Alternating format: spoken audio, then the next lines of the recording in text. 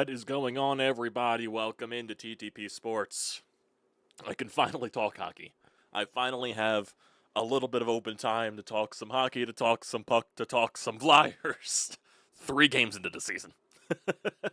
3 games into the season. I can finally talk Flyers. Oh, boy. Ah, man. Home opener tonight. Florida Panthers. Flyers on their first 2 games on the road in Florida and Carolina. They start off 0-1-1.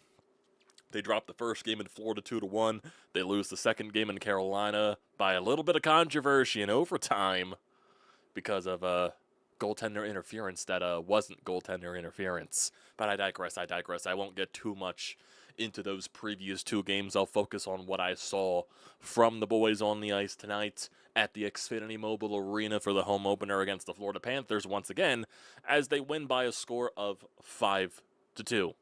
Couple of empty netters in there. Sean Couturier had a really good game. Trevor Zegras with the nastiest pass I've ever seen in my goddamn life to set up Sean Couturier for the go-ahead goal late in that third period. My God, he had 2 guys draped on him behind the net, behind the Florida net, and somehow just finds a way to dish the puck to the other side of the ice on the left circle where Sean Couturier is, and he rips it bar down. How the fuck did that go? How did he make that pass? How did one Trevor Zegras make that pass? Oh my God, if that's what we're getting from Trevor Zegras for the entire year, granted, he's not going to make passes that ridiculous every single night. It'd be great if he did. But, that was just a fantastic pass. That was crazy. Coots, like I said, with 2 goals, he had a breakaway in there. He also helps sets Tyson Forster up with the first goal of the game, where Forster rips it by Florida's netminder to put you up 1-0. Even though the Flyers didn't score on the power play in this game, there was 1 power play in that second period where they were dishing the puck around nonstop, and they actually got a fucking standing ovation from the crowd, because that's how dreadful the Flyers' power play has been for so long. We finally saw a semblance of a solid power play, and that's just what we want. That's just what we want, is just competence on the power play. And they didn't score, and granted, the next few power plays, they did allow a shorthanded goal, the one that was near the end of the second period, which kind of let Florida back into the game, because Florida definitely was the better team for most of that third period before the Flyers kicked it into gear late. Definitely was that case right there. But, there were some good things on that power play. Goaltending-wise, Dan Vladar looks good. Dan Vladar, in his first 2 starts, he started in the season opener in Florida. He looked very good. And this game tonight, he also looked very good. The one nitpick I'll have on that second Florida goal, and that was just a complete breakdown defensively, so I'm not even going to really fully pull it up. This is more of a nitpick than anything. I think he just overcommitted to the play, where he's sliding to his left, and then he ends up slipping over, and that just leaves the back door wide open for Sam Bennett. So that was just a little bit of a nitpick there. He overcommitted to the play. Thought, I guess, Marchand was going to shoot the puck, where Marchand waited him out a little bit, got him out of his crease, and then just set up Bennett backdoor to where he was able to bury it and tie the game. But overall, Vladar looks steady in net. He looks calm. He looks like he's seen the puck very well. He's making timely saves when you need him to. And granted, it's only been 2 starts so far, but this is, honestly, it feels like this is the best goaltender the Flyers have gotten in a while. So I'm definitely buying into it right now. But right now, from the way that, and even Sam Ersson in the Carolina game the other night, he looked very solid as well.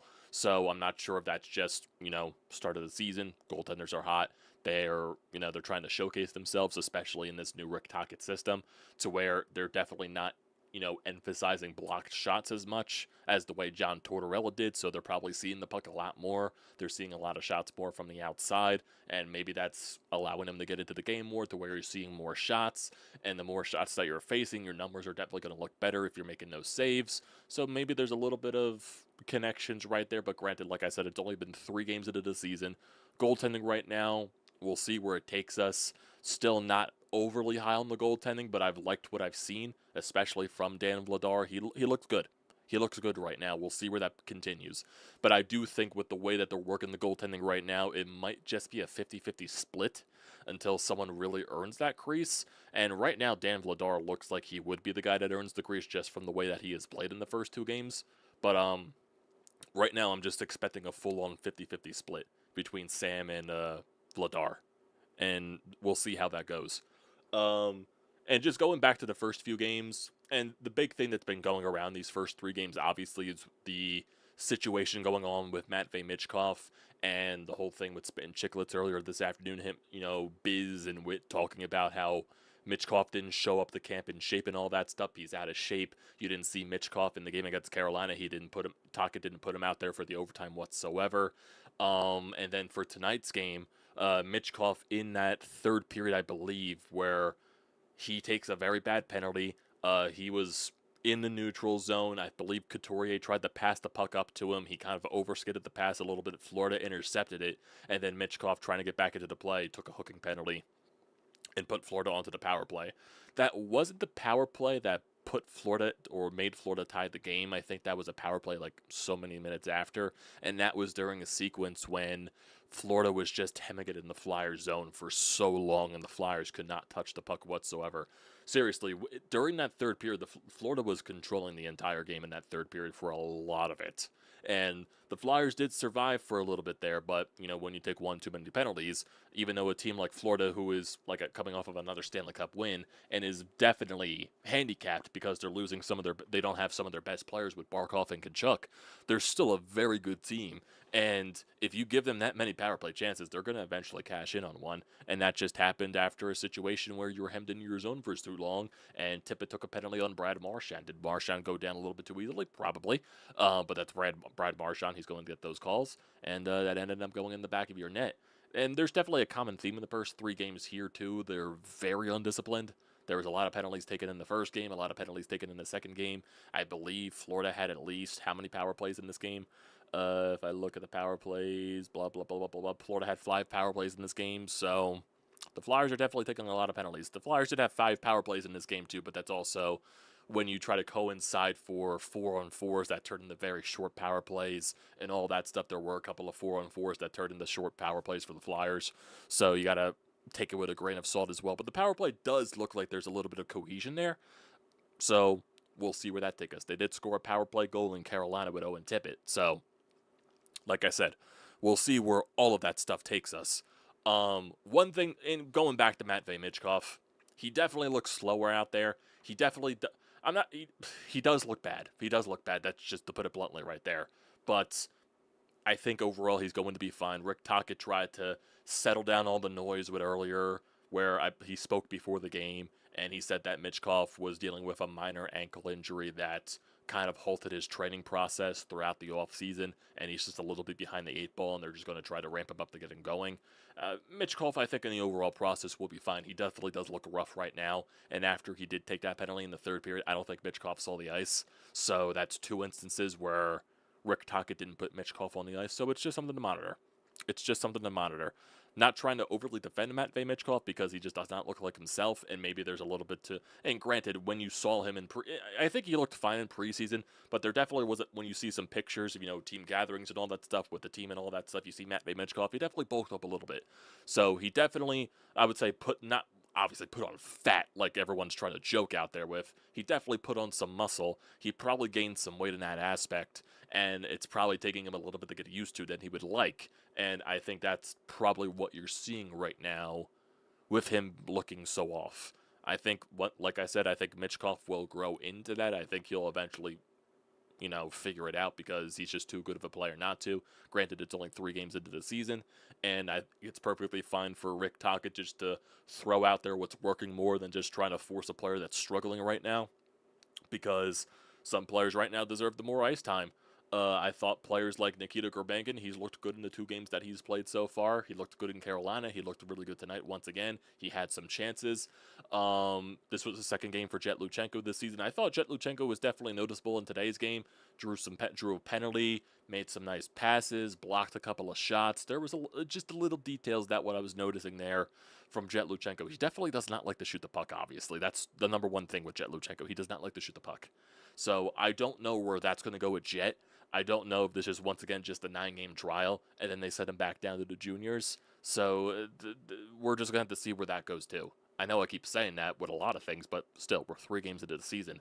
we're going to have to see where a lot of things go. But I did like what I saw from Jet Luchenko tonight. The speed is legit. He definitely has a good hockey IQ, and he definitely has a good ability to pass the puck. It's just his major downside is he doesn't like to shoot. That's his major downside and his major flaw of his game. So I don't know if he's really going to fix that if he goes back to junior. So, and it really doesn't help that the NHL didn't allow the agreement to send the one junior player down to the AHL, the one exemption or something like that, because that the Flyers would have automatically did that with Jet Luchenko. But I did like what I saw from him tonight. Got to see more impact. I would like to see him get on the score sheet, but granted, it's baby steps right now.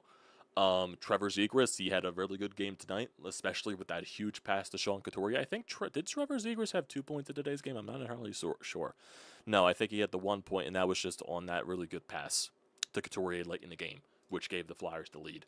But the one thing that has really stood out in these first 3 games, holy fucking shit, the Noah Cates line is fantastic. Those guys, even going back to last season, that was the Flyers' best overall line last season. They're carrying that chemistry over into this year, and especially that game against Carolina, they were all over the place in a good way. Bobby Brink being a factor, Tyson Forster with the goal tonight, Noah Cates looks like he's just improving so far every single season. That line is just a force right now. It's the best line on the team. They have the most cohesion, they have the most chemistry. It is fun to watch those 3 play every single night because you just know they're going to make some type of impact, and it's fun to watch them. It's just, it's their best line. It's their best line. Would I say it's the best third line in the No, I wouldn't go that far. It's definitely up there with best third lines in the National Hockey League. Those guys are just playing very well together, and it's very fun to watch those 3 play. And it's very fun to watch, the improvements of Bobby Brink. He definitely looks like he's playing very well right now in these first 3 games. Same thing with Tyson Forster. Same thing with Noah Cates. Tyson Forster with that electric shot as always. Gets that first goal.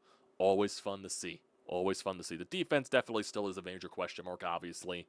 You don't have Cam York, and I think Cam York is coming back in the next few games or so because he had started the season on the IL, or the IR, whatever the fuck they call it. So I do think they're trying to slot him into Thursday night's game against Winnipeg or Saturday night's game against Minnesota. I don't remember which one. But Cam York will be back eventually. They still don't have Ristolainen, and we don't know when Ristolainen is coming back. I'm assuming, I think they said around December or something like that. I'm not entirely sure. But defense definitely is a major weakness. They sent down Emil Andre in training camp in the preseason, and they just called him up. He played it tonight. Definitely better watch than fucking Igor Zamula. Honest to God, Zamula sucks. He does not deserve the ice time. And then you get that freaking post from his agent saying that, oh, the Flyers are not using Zamula the right way. The Zamula, if he was given a chance, he can showcase what his potential actually is. Get the fuck out of here. Zamula fucking sucks. He stinks. Is he an NHL caliber defenseman? Barely. He's a 7th defenseman. He's a bottom 6 pairing defenseman. That's what he is. That's what he is. But defense definitely right now is a major weakness because of the injuries and just of the personnel that you have right now. Because you're being forced to play Nick Seeler top 4 minutes. That's a very large ask for Nick Seeler. But even though Travis Sanheim does look really good, I do like what I'm seeing from Travis Sanheim. He does seem to look like he's growing into a really good, serviceable top 4, maybe even the top 2 type of defenseman. I do like what I'm seeing from Sanheim. Drysdale, I need to see more improvement from him this year offensively. I would like to. He had some good looks on the power play. So, like I said, that one power play where they were dishing the puck all over the place, Drysdale was a part of that. And if he can help quarterback that first power play unit and find a way to get some power play points out there and help that power play unit be a force, that'll definitely be a big good for Drysdale right there. But so we need to see some improvement there. We'll see what happens when Cam York does come back into the lineup, who gets the bench nod, because I believe they've been playing Juleson, they've been playing Ginning. Obviously, Andre slipped into the lineup tonight. I believe they've been playing, I think they've been playing 6 defensemen. I don't think they're playing 7 defensemen, if I'm not mistaken. So it's a work in progress, 100%. It's a work in progress. Konechny really hasn't been a factor, I would say, in the first. He's had some grade A chances, obviously. Konechny, he's just missed. He's just missed the net. So eventually, Konechny will get going. But this was a really good game for Sean Couturier. Obviously, he set up that Tyson Forster goal, forced a turnover, and then Forster just ripped it. He had the breakaway goal on where they were just taking advantage of Florida not being able to get into the offensive zone. And obviously the the snipe that he had on the fantastic pass from Ziegler is a really good game for Couturier. He had a chance for the hat trick. He just completely missed the net, and I believe he was just trying to give it to other guys. What was really fucking fun? So Bobby Brink gets one of the empty netters. It was the second empty netter that the Flyers got. So obviously this is when they're trying to get Couturier the hat trick where he doesn't bury it and they just keep it in the zone. You get a shot from Sanheim from the point. For some reason, Christian Dvorak is net front. And this dude probably feels horrible. He feels fucking horrible. Sanheim with the rip. Dvorak tipped it into a wide open into an empty net. With they have Florida pulling the goaltender. For some reason, Dvorak is net front, fucking screening the empty net. And he tipped it in, even though the puck was going in regardless. I'm sure Dvorak feels horrible. He feels fucking, oh god, what the fuck? I am sorry, Sanheim. That should have been your fucking goal. Holy shit. Holy fucking shit. That was funny. That was a funny moment. That was a very, very funny moment. But, yeah. So there's definitely some things that I do like. Rick Tocchet's definitely jumbling the lines up a little bit, trying to see what sticks. So lately he's been, I think tonight was Trevor Zegras, Dvorak, and Tippett. And then first line was Couturier, Konechny with Michkov. Then third line was obviously the Cates line with Forster, Brink, and all that stuff. And then fourth line was Grabenkin, Halfaway, and Jet Luchenko. I think there's definitely something to Luchenko and Grabenkin. I would like to see Grabenkin moved up the lineup because he has been playing good in these 2 games that he has played in, and I think he could provide more of an impact if he does play upper in the lineup, and you move Dvorak down to the fourth line because I think that's better suited for Dvorak playing a bottom 6 role, and you give that shot to Grabenkin, and I would like to kind of see Grabenkin with Michkov because those two kind of showed some chemistry in the preseason. So I know Tocchet's just doing things right now just to see what sticks, and obviously it's very early in the season, so you can afford to jumble the lines up a little bit. But that would be something I would like to see. I do want to see if Rick Tocchet said anything about Michkov not playing the rest of the third period. I wonder if someone like a Charlie O'Connor said anything like that. Because I haven't seen anything yet. I do actually want to see if there's anything from a Charlie O'Connor. I don't think he has said anything. Nope, no one's really talking about anything from Rick Tocchet.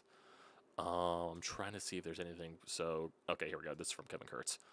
So they interviewed the players and all that stuff.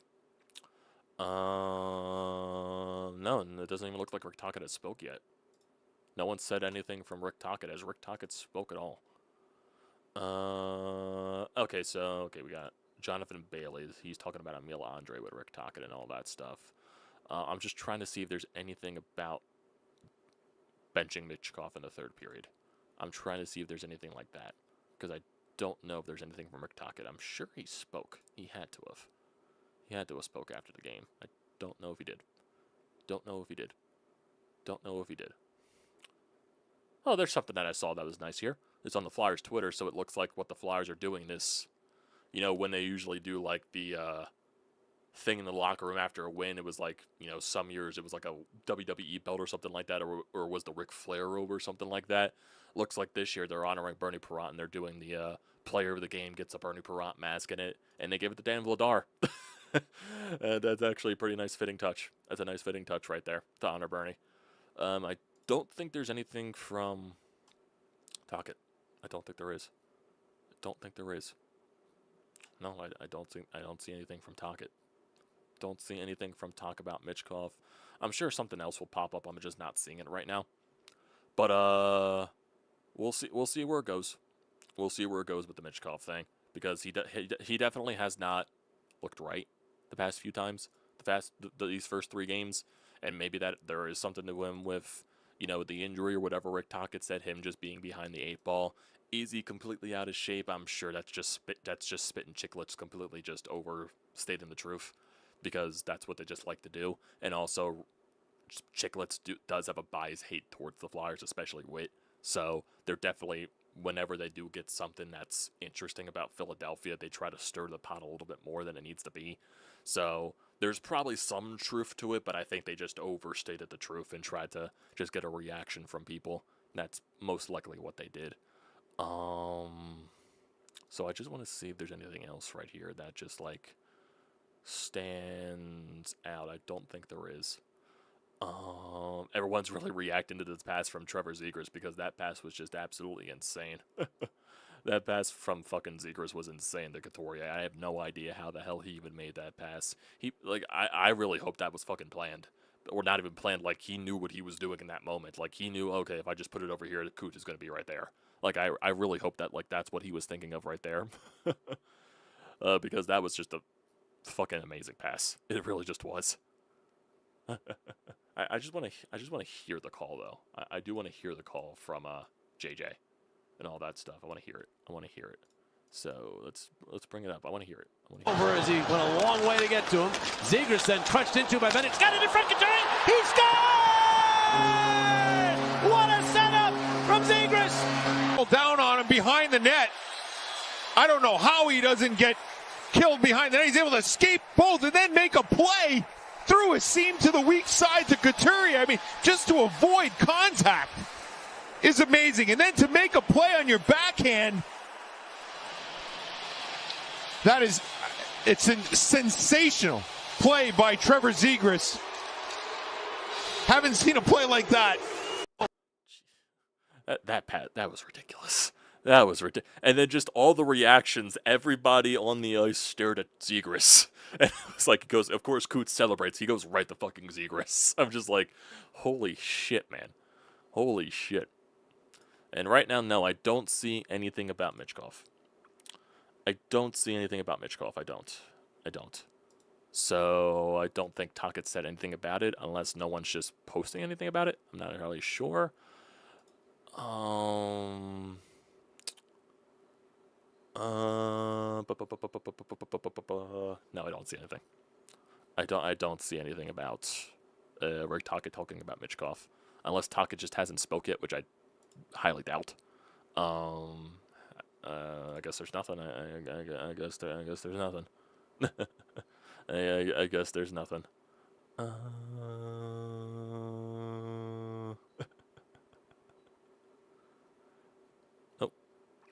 Nope. Don't see anything else. No. Don't see anything on Tocchet. So that's basically a lost cause right there. So yeah, that is just something to monitor with the whole Michkov thing. Like I said, I think Michkov will be fine overall. It's just that right now, it's just because he's the face of the team right now, and it's I would like to see him, especially if people want him to avoid the sophomore slump.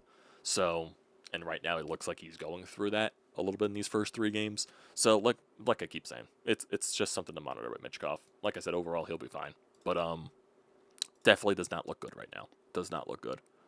But I would say overall, I've been happy with these first 3 games. I think they've been very, very competitive, especially that first game that they had in Florida, even though they were outplayed in certain aspects, obviously, because they're just this first month of the season is just an absolute gauntlet in terms of the teams that they are playing. Like, they're playing Florida 2 times in the first 3 games.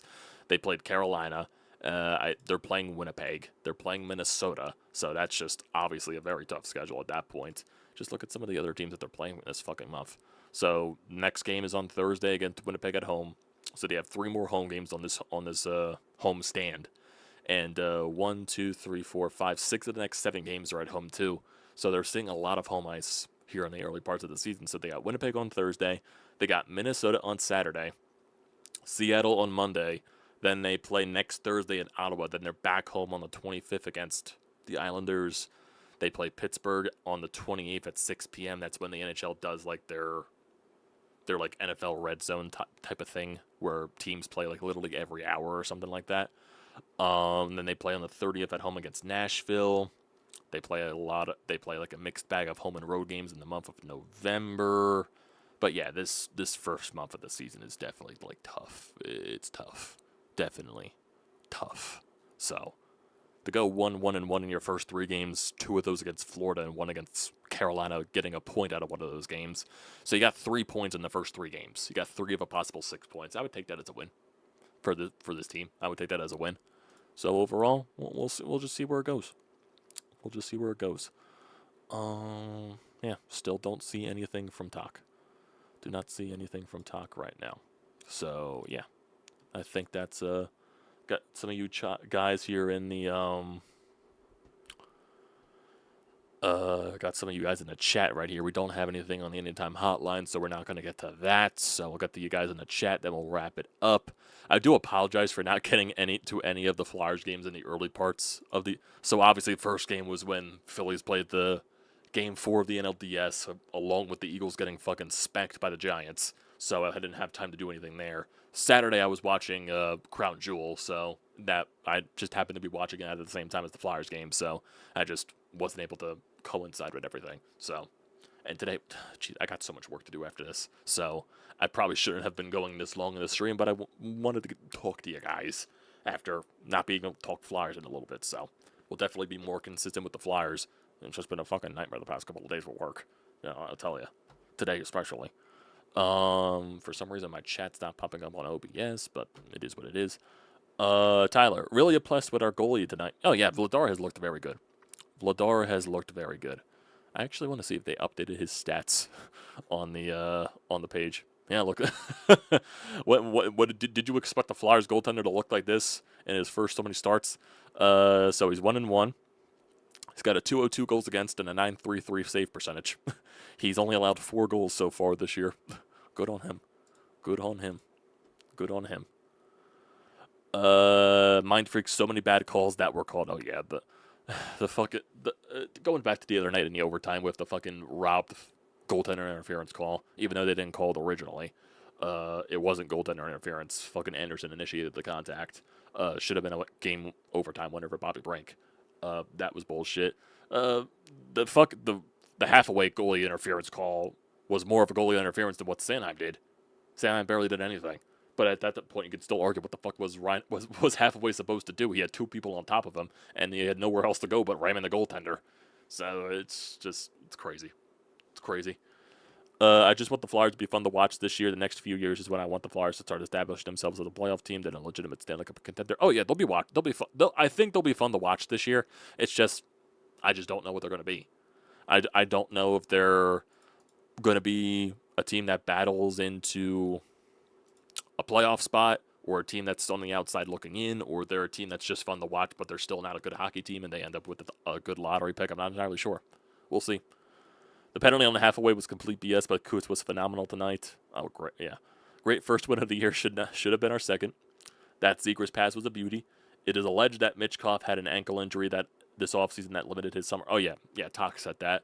So I'm sure there's some truth to it. I know there was a report about him being in a car accident in Dubai, I think. So maybe I'm sure there's some truth to that. The ending on Monday Night Raw was crazy. Oh, yeah. Bronson Reed and Braun Breaker turning, and Paul Heyman turning on Seth Rollins. Definitely interesting. Definitely interesting. But, yeah. I think that's where we'll do it tonight. So, overall, I think it's a good start for the Flyers.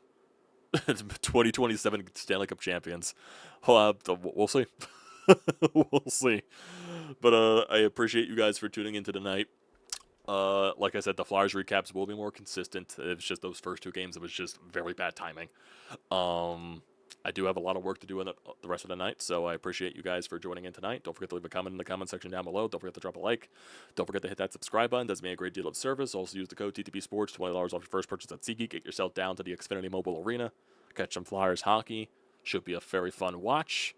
And, yeah. We'll probably talk within the next few days because there is some Phillies news with Rob Thompson and all that stuff, so we'll definitely have some discussion there before the next Flyers game. So definitely stay tuned, but thank you guys